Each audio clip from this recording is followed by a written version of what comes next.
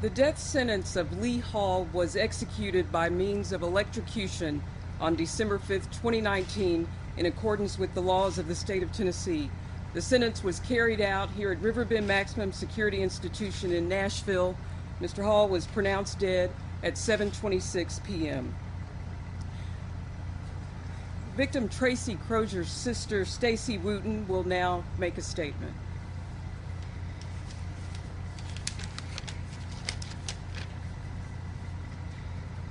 The day has come and gone now. The day my family has waited on for 28 years.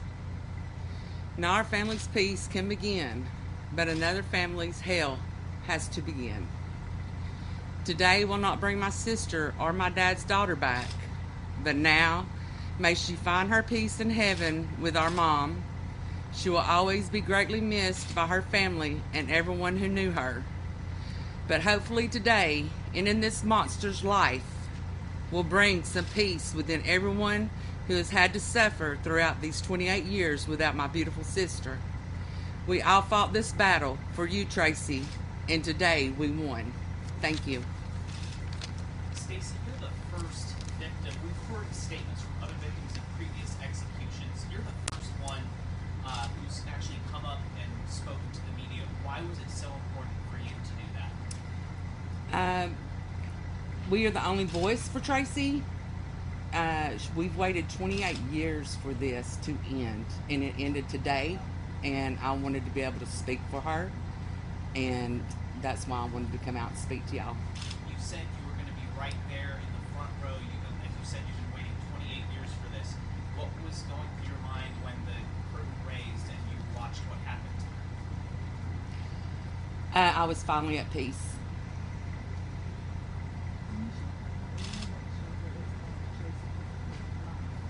Right, and we want to make sure, the family wants to make sure that Tracy was a victim and not Lee Hall. He was not a victim here. Our family and Tracy were the victims. Do you feel like this day should have come much sooner? I know you've said that in the past. Yes, it should have. What's your feeling now that this is finally over? What do you think you're going to be processing here just in the next few days? Probably a lot of peace and being able to let go of a lot of anger that I've had for 28 years and just learning to live life again.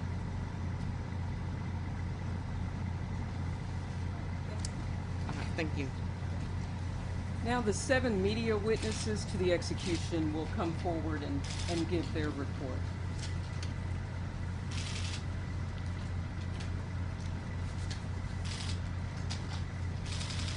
My name is AJ Abel, A-B-E-L-L. I'm a reporter Fox 17 here in Nashville. So I'll start with when we got in to the media room. That was 6:57 that we walked in to the media or the witness room. The room was lit up when we walked in. At 6:59, they turned off all of the lights, so the room is completely pitch black. There is no lights in there. We can't see anything. Small room, there's 15 seats in the room. There's 3 rows of 5 seats each, and in front of us were just 4 panels that were blacked out with the shades and a door on the left side of that. As we were sitting there, we can hear doors. We could hear them opening and closing. We could hear some doors clacking. Again, there's no clock between them. At 7:02, you hear what sounds like a door open and close, and behind that glass, again, more doors opening and closing. And you hear what sounds like seat belts clicking in there, and you hear the sound of a pan or a bucket being put down onto the ground, and it's one of those sounds where the handle kind of hits against the side of that bucket. It's a very distinct sound. At 7:10, we hear water ringing and splashing, again, a very distinct sound, and then more of that. There's more water ringing, there's more water splashing, and you hear the sound of another bucket being put down on the ground. You hear some voices, you hear some mumbling. It's very faint. Again, we're all in there and we're scribbling, so it's hard to hear what they're saying over all our scribbles in the media room.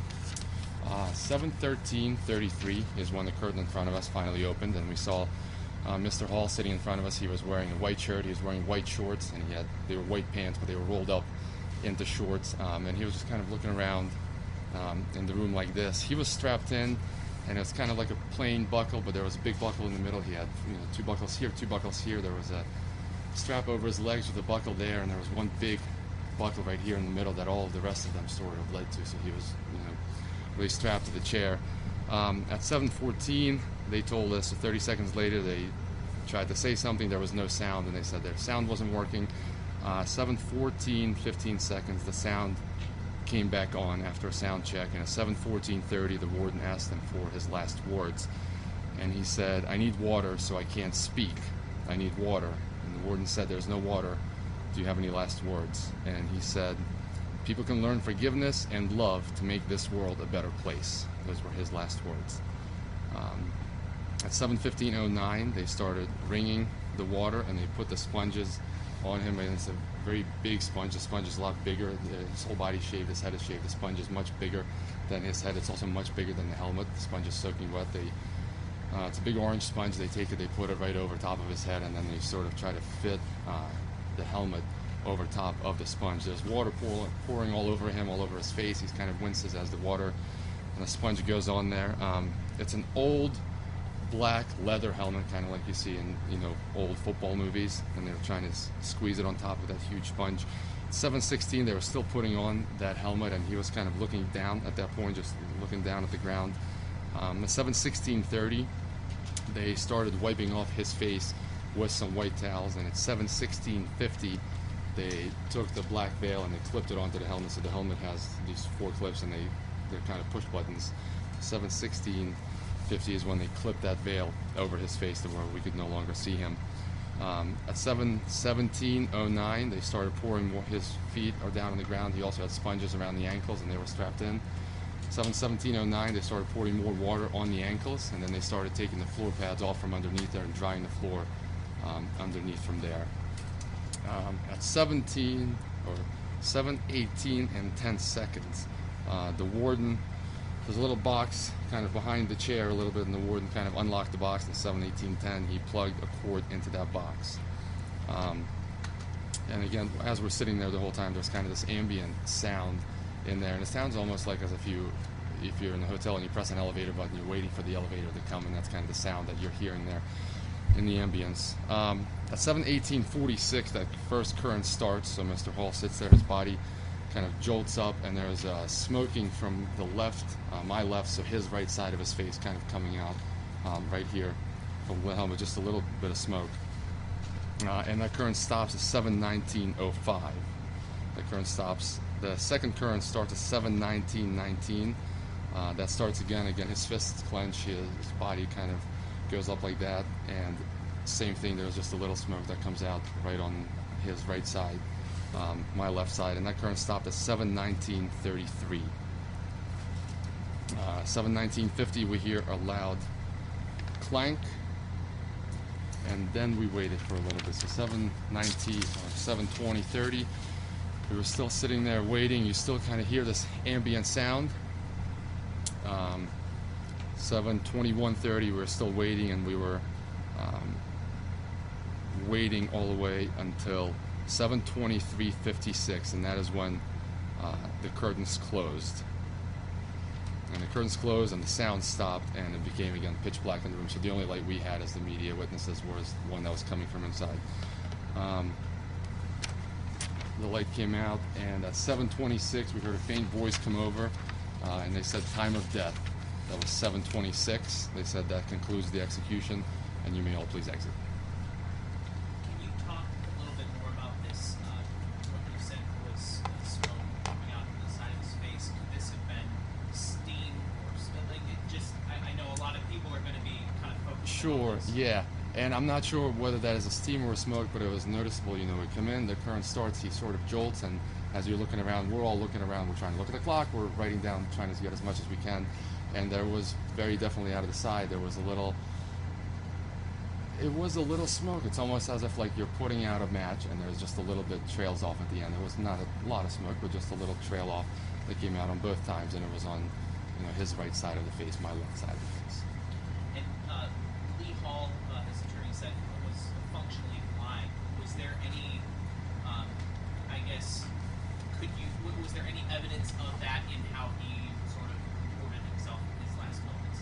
Sure, when they lifted up the veil, he was looking around, but he was sort of just looking around the room. He wasn't particularly focused on any other person from what I've heard witnesses say from previous executions. There were people that were looking directly at them into the pool. That wasn't the case here. He was sort of looking all around the room, a little bit looking at the ground and looking sort of as if looking out into space and not particularly focusing on anybody. So you could tell that he was blind.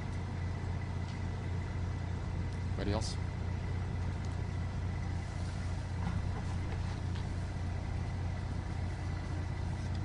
I'm Will Clark with the Tennessee Radio Network. My notes from this, at 6:57, we were taken into the viewing room. It was a 4-panel window in front of us. There were 3 rows of seats. A family member of Mr. Hall's and a spiritual advisor were in the front row with him. As we got closer to the execution time, an attorney, we believe, joined him. And then there was another gentleman in a suit that was there in the front row with him. The press that were in there were in the back 2 rows. At 6:58, they turned off the lights. We were able to get some light from a door being cracked open. You could hear some radio chatter, some muffled voices coming from inside of the chamber, and a door closing. At 7 p.m., you could still hear some doors slamming from in there, some radio chatter, some things moving around in there. That went on for a few minutes of note. Then at 7:05, some more radio chatter picking up. It was just, you could hear it, but there was no distinguishable words. This is presumably they were making the final preparations for the curtain to be raised up. A minute later, at 7:06, you could hear what sounded like some chains, some shackles maybe, that were rattling in there.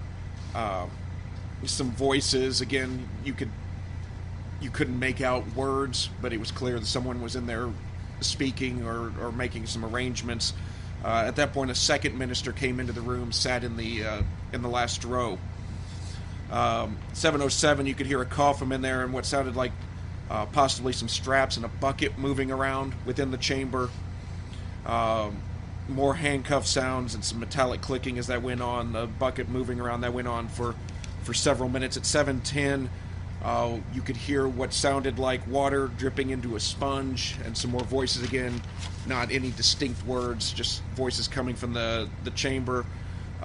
At 7:11, there were more more chain sounds coming from inside of there, followed by a voice. There was, I caught something about a control room. At 7:12, there was a door buzz. The second lawyer that I referenced earlier arrived, and then that's right before the curtain opened, and we could see Mr. Hall. He was already strapped into the seat. He was looking around, and not at anything in particular. Seemed as if he was just trying to take in the room. He did not appear to be focusing in on any one direction, any one window, any one person. At 7:14, as the final preparations were being made before the warden spoke, he had his eyes closed and was looking down for a second. At 7:14, the warden asked him if he had any final words. He did ask for a drink of water, and then the final words, and what I caught was, people need to learn forgiveness and love and make this world a better place. He then concluded his remarks, looked down, his face was wiped as they put the large sponge on, and it looked maybe the size of his head, and then maybe an inch or so around kind of almost just like putting a thick towel on. Did appear to be a sea sponge type thing. That's when the headpiece was put on.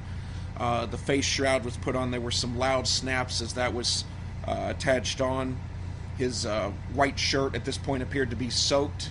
You could kind of make out some aspects of his chest through the white soaked shirt, and what appeared to be white pants rolled up to about knee level, and that's where the ankle sponges and ankle straps were attached. At 7:18, a gentleman in a suit came over to the side of the chair and hooked power to the chair. It was at that time also that the exhaust fan in the room came on. It just sounded not too terribly uncommon, what you would hear in a restroom, maybe with a little more power. And then at later in the 7:18 minute, the power was applied to the seat. He appeared to me as if he kind of arched his back a little bit as the electricity was going through him. You could see the wisp of steam or smoke, whatever it was, coming off the side of his head. That first jolt ended at 7:19. He went limp. The second one started, give or take 20 seconds after that one stopped. He went limp for the final time by what I saw on the clock at 7:19 and 36 seconds.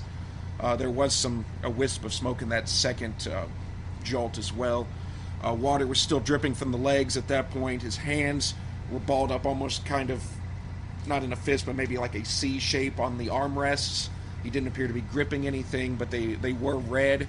At that point, the three men in the room, the warden and presumably the two deputy wardens, remained in their positions and did not move.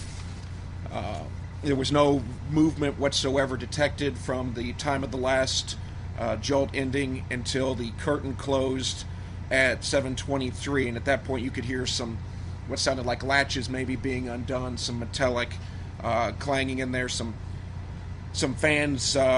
The fan went off. You could hear a door closing. A family member in the front row let out a deep sigh. There was no other sign of emotion that I caught from that individual. And what we then heard was time of death 7:26. That concludes the execution of inmate Lee Hall. Please exit this time. We were in the room for another 3 to 4 minutes. You could hear what sounded like the preparations for getting Mr. Hall out of the chair and his final disposition, and then we were taken out of the room at 7:31.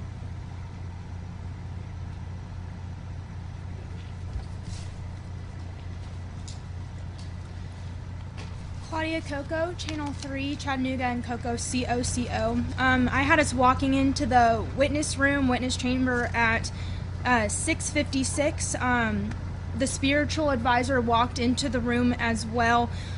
He started speaking with the brother in the front row. The brother asked if he was okay, and the spiritual advisor actually answered him in this conversation. He said he enjoyed his last meal. They laughed and they cried. Apparently, Lee Hall offered to share his last meal with the spiritual advisor. And then at that time, we could only see light through a small crack in the door and the light off of the phone in the room. The spiritual advisor also said that Hall was going to say the Lord's Prayer when they put the veil over his head. Around 7:01, I could hear the corrections radio going off, and we heard some doors shut. The room's really small. There's about 4 viewing windows. There's 3 rows of 5 chairs, 4 speakers in the room. We heard more opening and closing of doors. There was one really loud slam, and we could hear voices, but they were very muffled. At 7:07, I heard something like shackles coming off and some coughing and more clips, and sometimes it sounded like snaps, and it made sense once the curtain came up because the straps almost look like airplane belt buckles, and then one in the middle looks like a child's car seat buckle. Again, we heard a woman's voice at one point and muffled voices at 7:10. Curtain was still down at 7:11, but we could still hear the radio going. At 7:12, the attorneys walked into the room, heard another noise, wasn't sure, but at 7:13, the curtain raised and we saw Lee Hall. He was completely shaved. He was looking around, wasn't focusing in on anything in particular. At one point, he had his eyes closed and his head was leaning back against the chair. At that point, they did 2 sound checks because the speakers weren't working in the room. And then at that point, the warden at 7:14 asked, "Do you have any last words?" He did ask for a cup. He said, I can't talk. Can I have a cup of water? And the warden again said, do you have any last words? And I had, people can learn hope, forgiveness, and love, and can make this world a better place. At 7:15, the soaked sponge, they started squeezing it over his head. It was a really large sponge. It was around his head, a little bit wider than his head, and it looked at some point through the water he was trying to breathe through his mouth, and his head was kind of down and his chin was closer to his chest. And at 7:16 they strapped the chin strap on. His hands were relaxed and they put the veil over his face at 7:16. At 7:17 they started using the water bottles to soak the sponges at his ankles. And they started taking the rubber mats away and wiping down the floor. Those guards left, and then there was only 3 people left in the room at that point. The exhaust fan turned on, and at 7:18, before that, the cord was plugged into the chair, and at 7:18, the first current went through.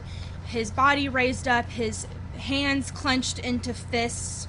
That jolt went for about 20 seconds, and then his whole body relaxed and sagged into the chair. It was in that period of downtime I noticed that his shirt was just soaking wet. It was a white cotton shirt. Then the second current went through it at 7:19. I did notice smoke both times from the right side of his head. His hands relaxed. Now, at that point, after the second current, I noticed that his hands were so red they were almost purple. The men in the room were staring ahead. You could kind of see Hall's head sagging to the side. We kind of waited for a minute. One of the men in the room was staring at Hall's ankles or feet. He was looking down towards Hall. They all looked very somber and solemn. At 7:23, the curtain lowered and we heard clicking. And at 7:26, the exhaust fan went off and we heard the time of death get called at 7:26. And then we waited in the room for a few more minutes. And then we were let out. So you would classify this as smoke as well? I don't know if it was, I'm not at liberty to say if it was smoke or vapor or anything like that, but it was some sort of smokish like thing coming from his head. Do you have any idea like how long it lasted, like a second or? It was several seconds. It happened, I would say midway through each current, but I noticed the smoke, water vapor-ish type every time. So. Any signs of distress, discomfort, anything that accompanied that lasted smoke or steam? No, he was very securely, he was very secure in the chair. His body sagged, completely relaxed each time. No, his fists were clenched and the current, and then they kind of relaxed. His 2 fingers, his index finger, his middle finger, kind of relaxed with it, but no movement after the first current and no movement after the second. So you heard from the spiritual advisor in the room that all offered to share his final meal with that gentleman. Can you express in what sense that was shared? They seemed, the spiritual advisor seemed like the last few hours with Hall were peaceful, at most laughed and cried. I think it was meant as a motion of goodwill. He couldn't eat any of his final meal. So that was a conversation between the spiritual advisor and the brother at that point. You said that he also added that he had planned to say the Lord's Prayer when the veil was placed over his head. Is there any way for you to tell if Paul was able to do there was no way to tell. Was there any change in Hall's demeanor throughout this ordeal? There, at one point when he said, the second time he asked, "Do you have any last words?" he kind of went, "Pfft," and that was it. That was the only thing that really I would say would be a change in demeanor. Did you see emotion either with the gentlemen that were in the chamber with him or the people that were in? They were all very somber and serious and stone-faced, I would say.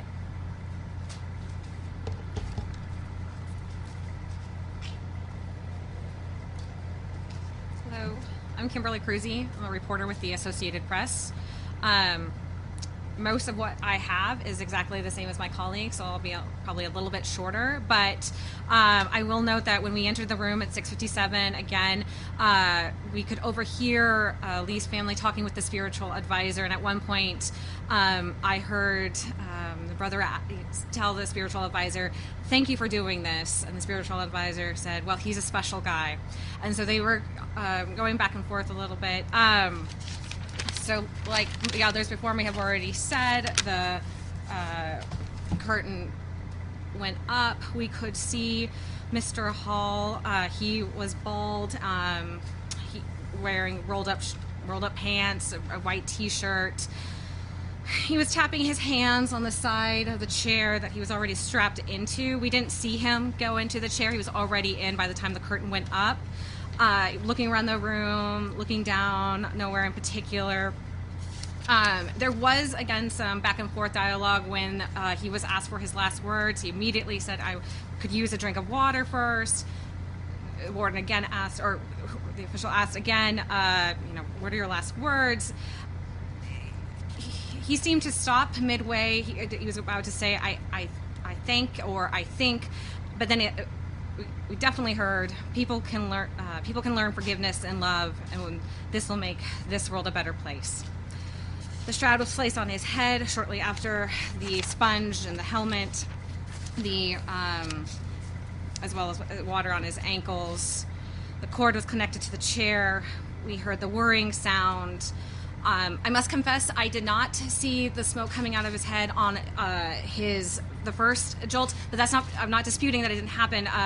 I was looking at his hands because I noticed while his hands were clenched, his right pinky was jutted out very with that first jolt.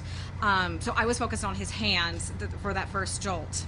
I did see the smoke steam during this second jolt, and I have seen one other electrocution here in Tennessee that did not happen during the first time, so this was a new thing for me to watch. I was not expecting that. Again, I don't know if it was steam. I don't know if it was smoke. There was no way for us to tell since there was a glass. We couldn't smell anything. The body stayed slumped. His head was, drastically to the right. And the curtain went back down, and the time of death was announced at 7:26. Kimberly, you mentioned that you have seen another electrocution here. Anything else kind of that you were paying more attention to this time? You mentioned the difference in not seeing that steam/smoke the first time. Anything else that was different this time, something that you paid more attention to? It's a good question. You would think that maybe I would be a little bit more prepared, but I still, when you see a body jolt that first time, it still kind of caught me off guard. I was looking, I have to say, I was looking for his hands because after the first time I didn't always catch that Mr. Zagorski's pinky went during the first execution that I watched. So that's why the second time I wanted to make sure that's what I wanted to catch. But I have to say the rest of it was very routine. The only difference was that that there were, along with Mr. Hall's attorneys, there was his family and the spiritual advisor in there, which was different from my previous experience. Thank you. Hi, I'm Samantha Max with Nashville Public Radio. I don't want to repeat what my colleagues have already said, but I'll kind of just describe a little bit of what it actually looked like when he was in the chair. So when that first current started, I have that it started at 7:18 and 46 seconds, and you could see his entire body kind of lift from the chair. His rear end was no longer in the chair, and his hands were completely clenched. Before the current started, his hands were almost a little purplish because they were clenched so tightly. And then at 7:19:05, he returned back into the chair, and his hands completely relaxed. And then he rose back up at 7:19 and 20 seconds. I also noticed that puff. I only saw it the second time, but I think I was also mostly paying attention to his hands the first time. And then at 7:19:35, he returned back down. His hands once again relaxed. The spiritual advisor at that point patted Mr. Hall's brother on the back. By 7:20 and 3 seconds, his hands were starting to turn red. They were no longer purple like they had been before. And by 7:22 and 50 seconds, his hands had started turning blue. At 7:23 and 50 seconds, that's when they lowered the curtain. You could still hear the humming noise until 7:26, when you could kind of hear some mumbling in the room. That's when I guess the medical examiner came in. At 7:26, he was declared dead. And then at 7:27, Mr. Hall's brother leaned back in his chair and he said, now he's free. So I guess those are all the new things I have to add.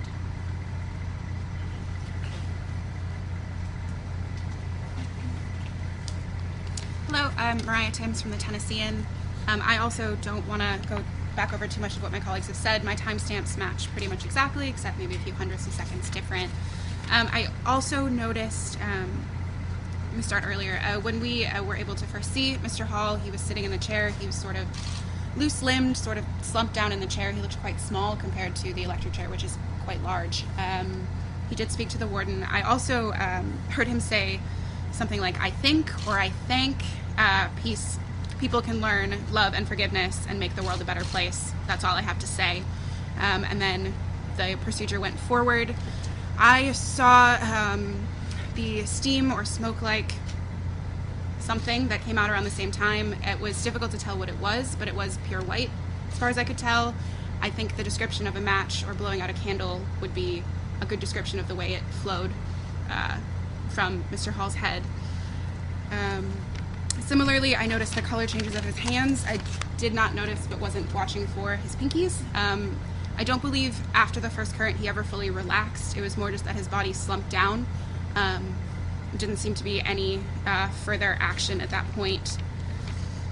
I did notice, and I want to be careful to describe this, I believe his shirt was perfectly white at the beginning. I did notice at about 7:19, after the second jolt, that there was then what seemed to be a reddish liquid that had dropped onto his shirt front, and it stayed there, slightly soaking into the wet shirt until the curtains were closed. After that, there was silence in the room. There was no obvious signs of movement from Mr. Hall and from the chair, and I think everything else matches. Any other questions? Thank you.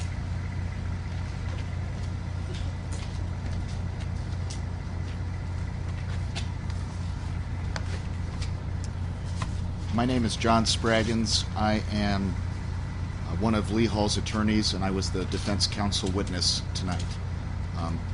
I have some wishes, a statement that Lee has asked me to read, and I have a statement from the family that I will read after that.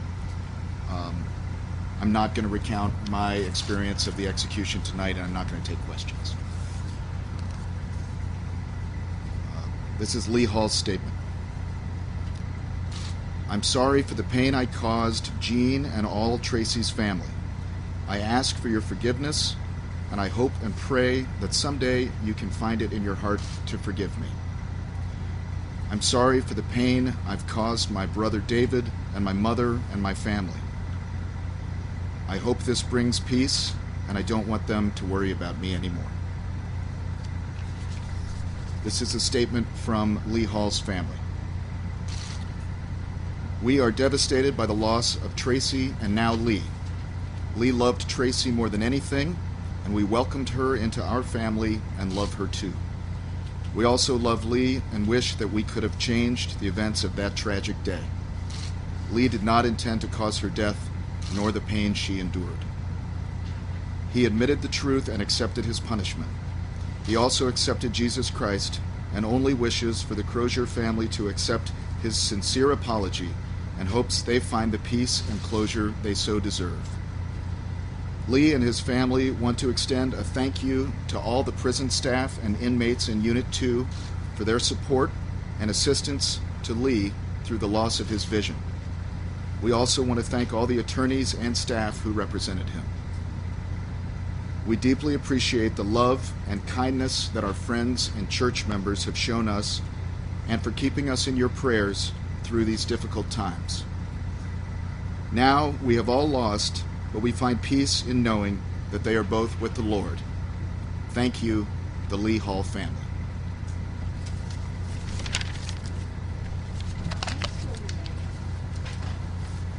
John is John, Spraggins, Spragens.